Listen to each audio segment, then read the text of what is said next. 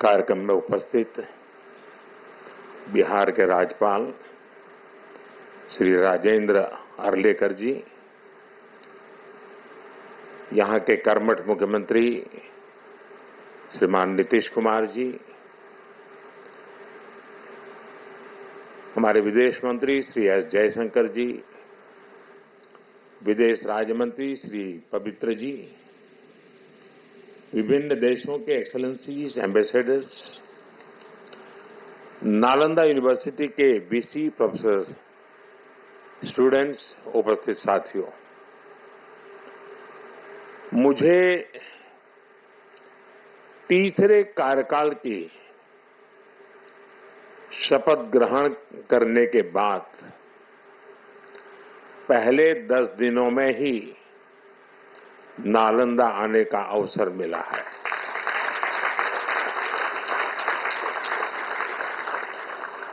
ये मेरा सौभाग्य तो है ही। मैं इसे भारत की विकास यात्रा के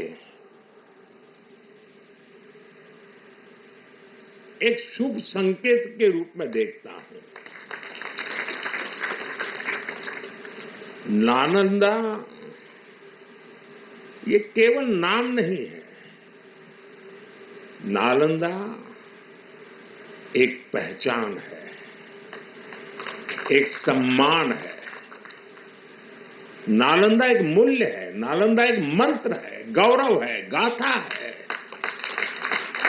नालंदा है उद्घोष इस सत्य का कि आग की लपटों में पुस्तकें भले जल जाएं, लेकिन आग की लपटें ज्ञान को नहीं मिटा सकती।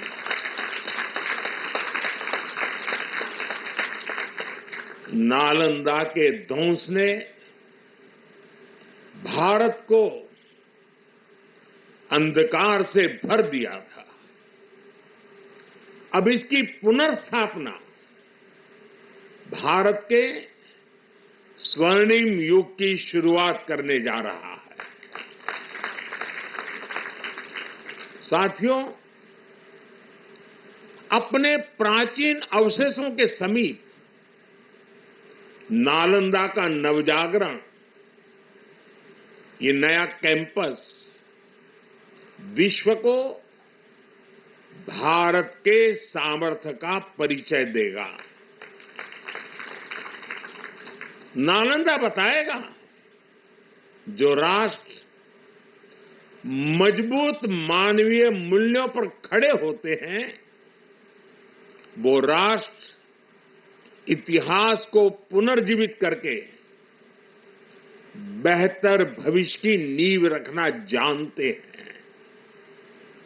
और साथियों, नालंदा केवल भारत के ही अतीत का पुनर्जागरण नहीं है, इसमें विश्व के, एशिया के कितने ही देशों की विरासत जुड़ी हुई है।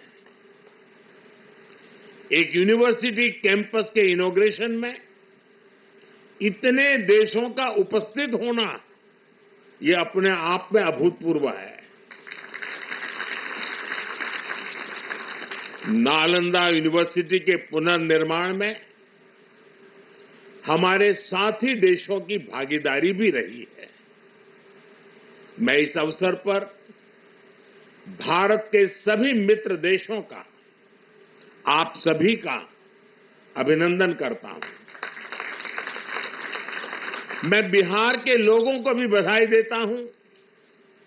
बिहार अपने गौरव को वापस लाने के लिए जिस तरह विकास की राह पर आगे बढ़ रहा है, नालंदा का ये कैंपस उसी की एक प्रेरणा है।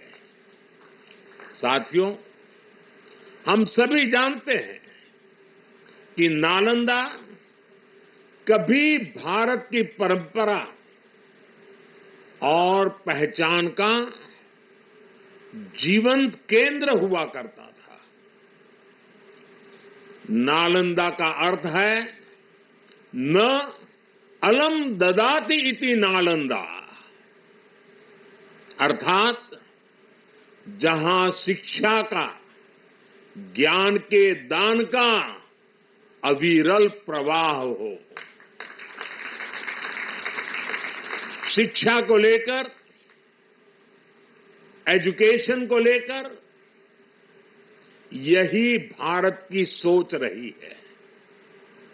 शिक्षा सीमाओं से परे है, नफा नुकसान के नजरिए से भी परे है। शिक्षा ही हमें गढ़ती है, विचार देती है और उसे आकार देती है। प्राचीन नालंदा में बच्चों का एडमिशन, उनकी पहचान, उनकी नेशनलिटी को देखकर नहीं होता था। हर देश, हर वर्ग के युवा यहां आते थे। नालंदा विश्वविद्यालय के इस नए कैंपस में हमें उसी प्राचीन व्यवस्था को फिर से आधुनिक रूप में मजबूती देनी है। और मुझे ये देखकर खुशी है कि दुनिया के कई देशों से यहां स्टूडेंट्स आने लगे हैं। यहां नालंदा में 20 से ज्यादा देशों के स्टूडेंट्स पढ़ाई कर रहे हैं। ये वसुधैव कुटुंबकम की भावना का कितना सुंदर प्रतीक है। साथियों, मुझे विश्वास है आने वाले समय में नालंदा यूनिवर्सिटी फिर एक बार हमारे कल्चरल एक्सचेंज का प्रमुख सेंटर बनेगी। यहां भारत और साउथ ईस्ट एशियन देशों के आर्ट वर्क के डॉक्यूमेंटेशन का काफी काम हो रहा है। यहां कॉमन आर्काइवल रिसोर्सेज सेंटर की स्थापना भी की गई है। Nalanda university ASEAN India university network बनाने की दिशा में भी काम कर रही है। इतने कम समय में ही कई लीडिंग ग्लोबल इंस्टीट्यूशंस यहां एक साथ आए हैं। एक ऐसे समय में जब 21वीं सदी को एशिया की सदी कहा जा रहा है, हमारे ये साझा प्रयास हमारी साझी प्रगति को नई ऊर्जा देंगे। साथियों, भारत में शिक्षा मानवता के लिए हमारे योगदान का एक माध्यम मानी जाती है। हम सीखते हैं ताकि अपने ज्ञान से मानवता का भला कर सके। आप देखिए, अभी 2 दिन ही के बाद ही 21 जून को इंटरनेशनल योगा डे है। आज भारत में योग की सैकड़ों विधाएं मौजूद है। हमारे ऋषियों ने कितना गहन शोध इसके लिए किया होगा, लेकिन किसी ने योग पर एकाधिकार नहीं बनाया। आज पूरा विश्व योग को अपना रहा है। योग दिवस एक वैश्विक उत्सव बन गया है। हमने अपने आयुर्वेद को भी पूरे विश्व के साथ साझा किया है। आज आयुर्वेद को स्वस्थ जीवन के एक स्रोत के रूप में देखा जा रहा है। सस्टेनेबल लाइफस्टाइल और सस्टेनेबल डेवलपमेंट का एक और उदाहरण हमारे सामने है। भारत ने सदियों तक सस्टेनेबिलिटी को एक मॉडल के रूप में जीकर दिखाया है। हम प्रगति और पर्यावरण को एक साथ लेकर चले हैं। अपने उन्हीं अनुभवों के आधार पर भारत ने विश्व को मिशन लाइफ जैसा मानवीय विजन दिया है। आज इंटरनेशनल सोलर अलायंस जैसे मंच सुरक्षित भविष्य की उम्मीद बन रहे हैं। नालंदा यूनिवर्सिटी का ये कैंपस भी इसी भावना को आगे बढ़ाता है। ये देश का पहला ऐसा कैंपस है जो net zero energy, net zero emissions, net zero water and net zero waste model पर काम करेगा। अप्प दीपो भव के मंत्र पर चलते हुए कैंपस पूरी मानवता को नया रास्ता दिखाएगा। साथियों, जब शिक्षा का विकास होता है तो अर्थव्यवस्था और संस्कृति की जड़ें भी मजबूत होती है। हम डेवलप कंट्रीज को देखें तो ये पाएंगे वो इकोनॉमिक और कल्चरल लीडर तब बने जब वो एजुकेशनल लीडर्स हुए। आज दुनिया भर के स्टूडेंट्स और ब्राइट माइंड्स उन देशों में जाकर वहां पढ़ना चाहते हैं। कभी ऐसी स्थिति हमारे यहां नालंदा और विक्रमशिला जैसे स्थानों में हुआ करती थी। इसलिए ये केवल संयोग नहीं है कि जब भारत शिक्षा में आगे था तब उसका आर्थिक सामर्थ्य भी नई ऊंचाई पर था। ये किसी भी राष्ट्र के विकास के लिए एक बेसिक रोड मैप है। इसलिए 2047 तक विकसित होने के लक्ष्य पर काम कर रहा भारत इसके लिए अपने एजुकेशन सेक्टर को उसका कायाकल्प कर रहा है। मेरा मिशन है कि भारत दुनिया के लिए शिक्षा और ज्ञान का केंद्र बने। मेरा मिशन है भारत की पहचान फिर से दुनिया के सबसे प्रोमिनेंट नॉलेज सेंटर के रूप में उभरे। और इसके लिए भारत आज बहुत कम उम्र से ही अपने स्टूडेंट्स को इनोवेशन की स्पिरिट से जोड़ रहा है। आज एक तरफ 1 करोड़ से ज्यादा बच्चों को अटल टिंकरिंग लैब में लेटेस्ट टेक्नोलॉजी के एक्सपोजर का लाभ मिल रहा है, वहीं दूसरी ओर चंद्रयान और गगनयान जैसे मिशन स्टूडेंट्स में साइंस के प्रति रुचि बढ़ा रहे हैं। इनोवेशन को बढ़ावा देने के लिए भारत ने 1 दशक पहले स्टार्टअप इंडिया मिशन की शुरुआत की थी। तब देश में कुछ 100 ही स्टार्टअप थे, लेकिन आज भारत में 1,30,000 से ज्यादा स्टार्टअप है। पहले की तुलना में आज भारत से रिकॉर्ड पेटेंट फाइल हो रहे हैं, रिसर्च पेपर पब्लिश हो रहे हैं। हमारा जोर अपने यंग इनोवेटर्स को रिसर्च और इनोवेशन के लिए ज्यादा से ज्यादा मौके देने का है। इसके लिए सरकार ने 1 लाख करोड़ रुपए का रिसर्च फंड बनाने की घोषणा भी की है। साथियों, हमारा प्रयास है भारत में दुनिया का सबसे कॉम्प्रिहेंसिव और कंप्लीट स्किलिंग सिस्टम हो। भारत में दुनिया का सबसे advance research oriented higher education system हो। इन सारे प्रयासों के नतीजे भी दिखाई दे रहे हैं। पिछले कुछ सालों में भारतीय यूनिवर्सिटीज ने ग्लोबल रैंकिंग में पहले से काफी बेहतर परफॉर्म करना शुरू किया है। 10 साल पहले क्यूएस रैंकिंग में भारत के सिर्फ 9 शिक्षा संस्थान थे। आज इसकी संख्या बढ़कर 46 पहुंच रही है। कुछ दिन पहले ही Times higher education impact ranking आई है। कुछ साल पहले तक इस रैंकिंग में भारत के सिर्फ 13 इंस्टीट्यूशंस थे, 13।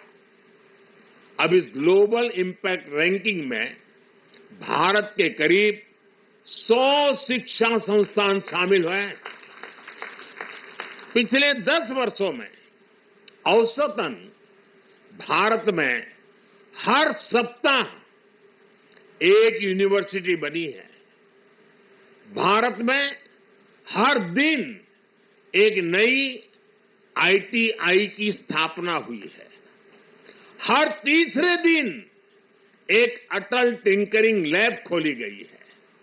भारत में हर दिन 2 नए कॉलेज बने हैं। आज देश में 23 आईआईटीज हैं। 10 साल पहले 13 आईआईएम्स थे, आज ये संख्या 21 है। 10 साल पहले की तुलना में आज करीब 3 गुना यानी कि 22 एम्स है। 10 साल में मेडिकल कॉलेजों की संख्या भी करीब करीब 2 गुनी हो गई है।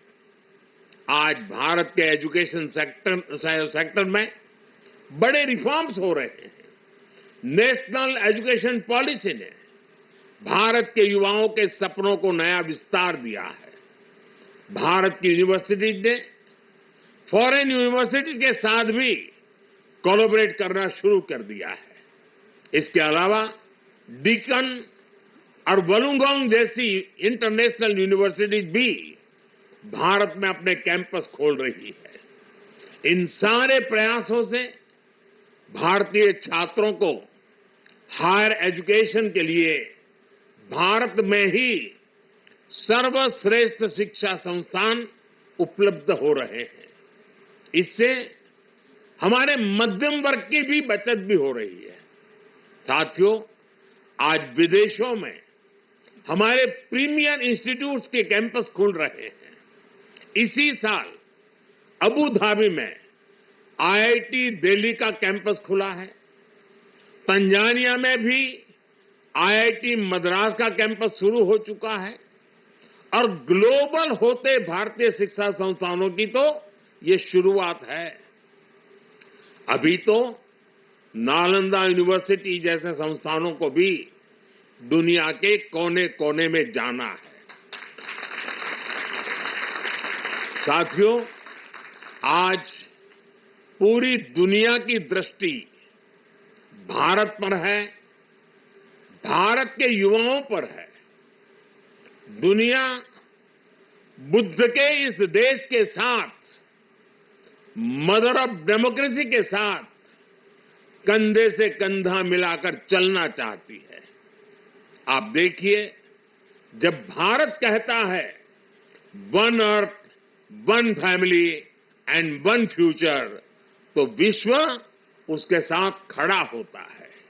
जब भारत कहता है वन सन, वन वर्ल्ड, वन ग्रिड, तो विश्व उसके भविष्य की दिशा मानता है। जब भारत कहता है वन अर्थ, वन हेल्थ, तो विश्व उसे सम्मान देता है, स्वीकार करता है। नालंदा की ये धरती विश्व बंधुत्व की इस भावना को नया आयाम दे सकती है। इसलिए नालंदा के विद्यार्थियों का दायित्व और ज्यादा बड़ा है। आप भारत और पूरे विश्व का भविष्य है। अमृतकाल के 25 साल भारत के युवाओं के लिए बहुत अहम है। ये 25 वर्ष नालंदा विश्वविद्यालय के हर छात्र के लिए भी उतने ही महत्वपूर्ण है। यहां से निकलकर आप जिस भी क्षेत्र में जाएं, आप पर अपनी यूनिवर्सिटी के मानवीय मूल्यों की मुहर दिखनी चाहिए। आपका जो लोगो है, उसका संदेश हमेशा याद रखिएगा। आप लोग इसे नालंदा वे कहते हैं ना। व्यक्ति का व्यक्ति के साथ सामंजस्य, व्यक्ति का प्रकृति के साथ सामंजस्य आपके लोगों का आधार है। आप अपने शिक्षकों से सीखिए, लेकिन इसके साथ ही एक दूसरे से सीखने की भी कोशिश करिए। Be curious, be courageous and above all be kind. अपनी नॉलेज को समाज में एक सकारात्मक बदलाव के लिए प्रयोग करिए। अपनी नॉलेज से बेहतर भविष्य का निर्माण करिए। नालंदा का गौरव, हमारे भारत का गौरव आपकी सफलता से तय होगा। मुझे विश्वास है आपके ज्ञान से पूरी मानवता को दिशा मिलेगी। मुझे विश्वास है हमारे युवा आने वाले समय में पूरे विश्व को नेतृत्व देंगे। मुझे विश्वास है नालंदा ग्लोबल कॉज का एक महत्वपूर्ण सेंटर बनेगा। इसी कामना के साथ आप सभी का